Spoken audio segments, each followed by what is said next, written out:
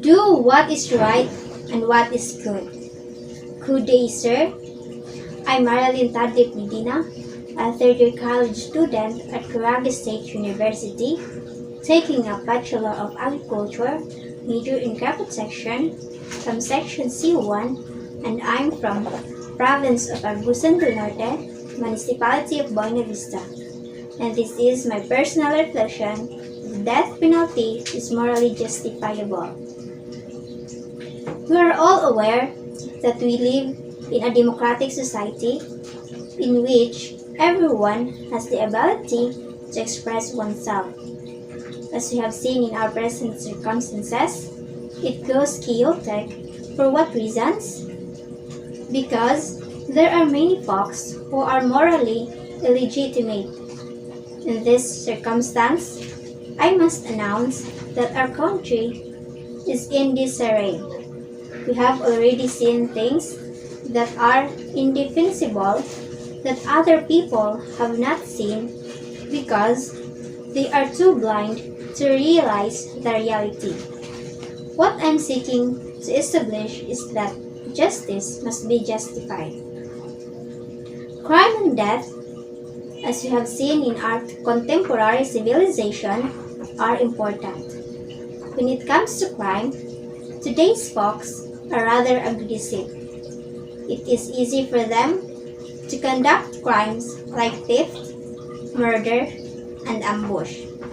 People are engaged in committing such crimes as it may be their work or the way to live in order to survive. However, why do these crimes continue to occur in our country? It is because even if they are imprisoned, they may be freed in a year or two. That is why crimes and death issues do not go away. We all know that for every error, there should be an equivalent punishment, so that people do not repeat the same mistake. So, in this scenario, the death sentence is morally permissible. According to the survey, 0.4% feel the death penalty is morally admissible in the situation of a murderer, while 30% believe it is reasonable. In such instances, an overwhelming majority of death penalty enthusiasts, 90%, feel it ethically permissible, compared to 25% of death penalty opponents. The death sentence, in my perspective, is appropriate, but does not end there.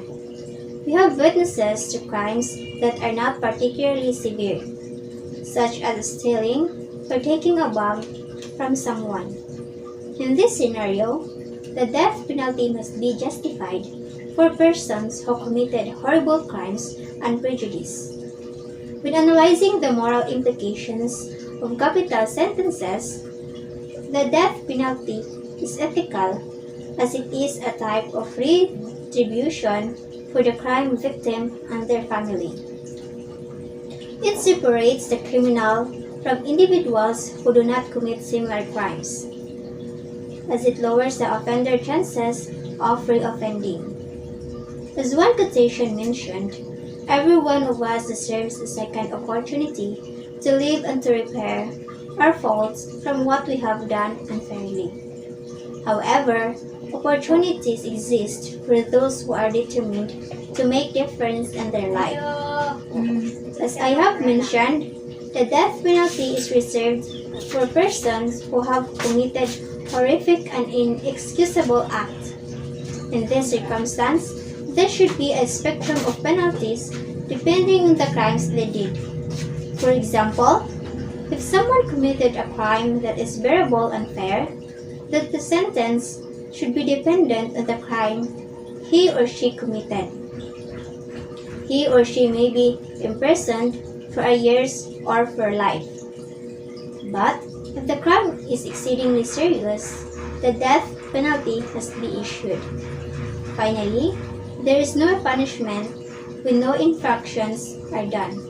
Punishment is reserved for those who live inhumanly, because life is brief and death is definite. Appreciate every minute you have while you are living.